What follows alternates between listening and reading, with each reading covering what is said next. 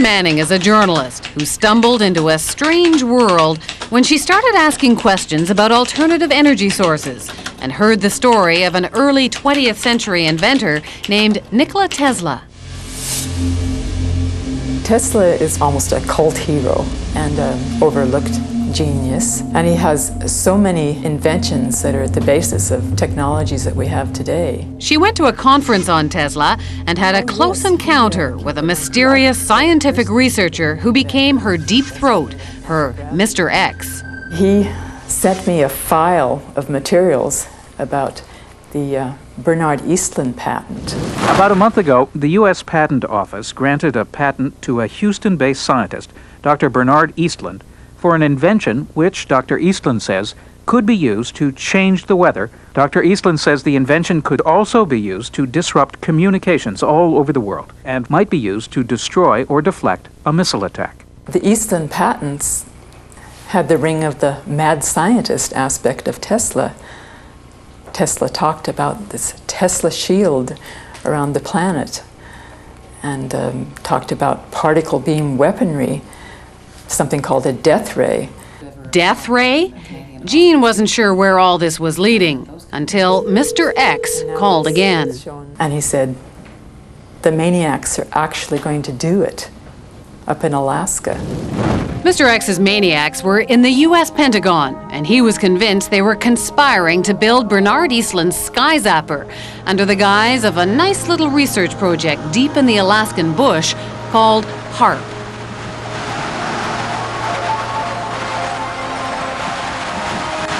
The basic concept is to build a very large antenna, then to utilize a large amount of power and to beam those radio waves up into the upper atmosphere.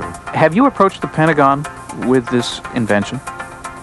Yes, and what I'm not at liberty to tell you is the details of what that interaction has been. The word spread through the Alaskan bush, and soon a band of suspicious Alaskans set out to warn people about what they saw as the U.S. military's secret agenda.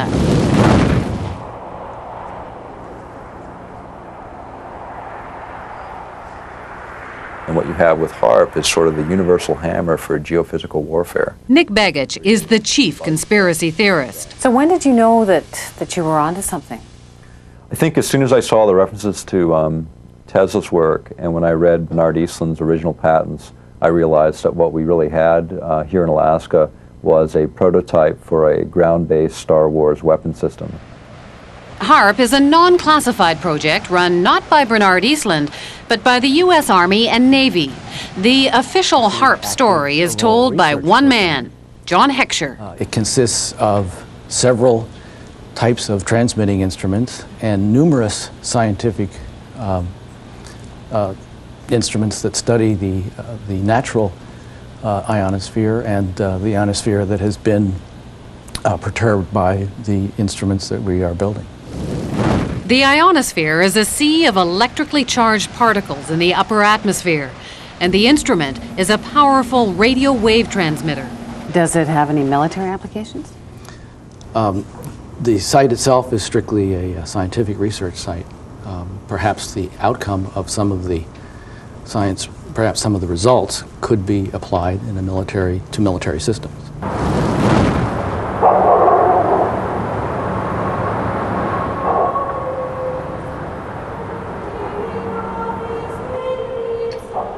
Just a little physics project? Jim Roderick isn't buying it. He's been gunning for the real goods on HAARP, and his weapon is the internet. The military is incapable of doing pure science. Science is conducted by them for application in weapon systems, for no other reasons. From his shack in the middle of an Alaskan village, Jim and his co-conspirators around the globe have been tapping into databases. They've dredged up hundreds of long-buried scientific reports and even some internal documents from the military. They call it the world's first techno-protest, and they did it all on the military's own baby, the net. Plans for HAARP activities correlate with projections of what can be done in the Eastland patents. It's that simple. So it's not a coincidence? It's not a coincidence. Well, I hate to disagree with you, but it's not his patent that we're building. Superficially, yes.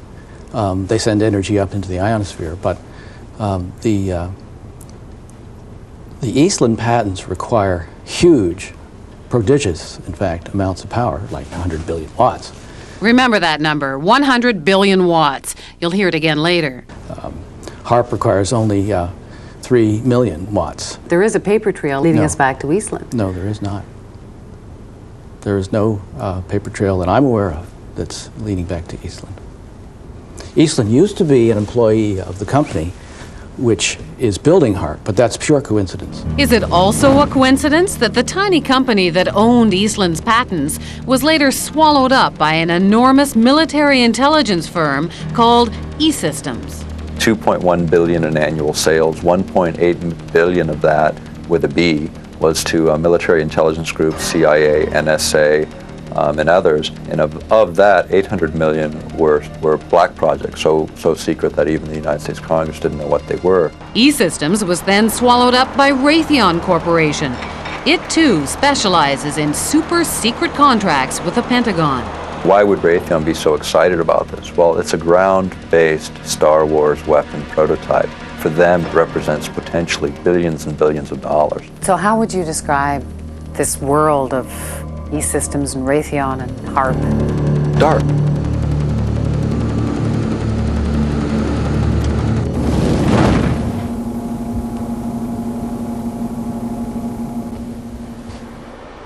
There's a lot of people around here that have a really lot of strange ideas, and I think many of them are pretty bizarre. Michelle do you Angbritson know, keeps I the mean, HAARP computers from freezing up in between visits from the military scientists. Do you know, I mean, do you understand what they're doing here when the scientists come in? You mean when the scientists come in and shoot the beams up? Yeah, they're shooting the beams up, and I think that heats a little small space in the ionosphere, and then you've got guys that are sitting on computers, and you've got people putting up weather poles that measure weather and everything like that. I mean, there's something spooky going on here. There have been claims made by some scientists that that you could heat up the ionosphere and affect local weather. If you were to do Eastland patents, I have no doubt that's the case. Claims are being made that it could disrupt global communications. Global? Yes, No. that it could shut down another country's communication system and enhance your own. Not HAARP. Not HAARP in As it is Alaska. now. No. But you couldn't disable any systems? Those that use, if the systems used a path which was accessible to the HAARP beam, yes. Starting to sound like Eastland's invention to you? Well, remember, John Heckscher says HAARP has nowhere near the power levels Eastland talked about. It seems like this entire thing has been a matter of disinformation. Eric Nashlin understands the military. He spent 15 years in the service as a radio engineer. He knows deception. It came to our attention that there was a document, a technical memorandum, I think it was 195 or something like that. And reading right in the front of it, they said that, bottom line, although this is here, it does not constitute publication. It doesn't exist. It basically doesn't exist, so it was kind of like, wow, here's the document that doesn't exist. We're talking several hundred pages of document that, you know, doesn't exist on a project that is completely unclassified and open to the public.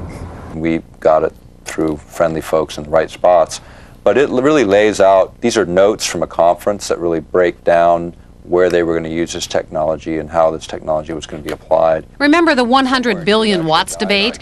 Well, for Nick Begich, this document was pay dirt. And in the document that we uncovered, the actual desired level of these researchers is 100 billion watts, and there we're talking something closer to the order of what Bernard Eastland envisioned. You must be familiar with Technical Memorandum 195, which talks about a desired level of 100 billion watts. Which memorandum? Technical Memorandum 195. I'm not familiar with that number. Well, it's about 600 pages. And I mean, you may not acknowledge it because it hasn't been published, but it exists. I've seen it. I don't know what Technical Memorandum 195 is, because I haven't seen it.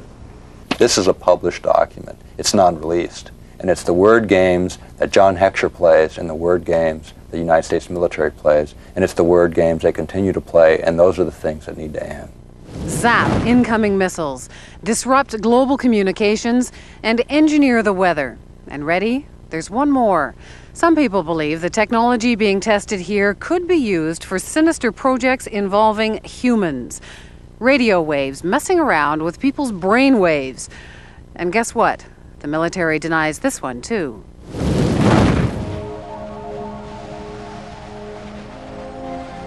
The human mind is subject to being affected by radio frequency energy, and that's what this device is. In other words, you can move the moods of large populations using this kind of technology. So now we have not just maniacs in the Pentagon, but a bunch of Dr. Strangeloves? Pretty weird stuff. But scientists have been experimenting with radio frequencies on animals' brains for decades. And the military has followed it all very closely, especially once it found out the Russians were onto it. It was all kept a deep, dark secret by the two superpowers. Back in the 60s, the Soviets began zapping the American embassy in Moscow with a low-frequency beam. No one knows for sure what they were up to, but one theory is that they were trying to mess with people's central nervous systems. And one report did say the diplomats got depressed a lot. And hey, just think of all the nifty applications against the enemy. Why blow people up when you can drive them crazy? From documents dating back into the early 80s, we see that the military had discussed the possibilities of mind control through radio frequency energy. The possibility is there. The military has studied it. A 1982 Air Force report called radio frequency energy a major new research initiative and said that RF can, quote, disrupt normal purposeful behavior. A 1987 military report called for more research on RF energy as a non-lethal weapon, while pointing out that most of the existing technology is classified.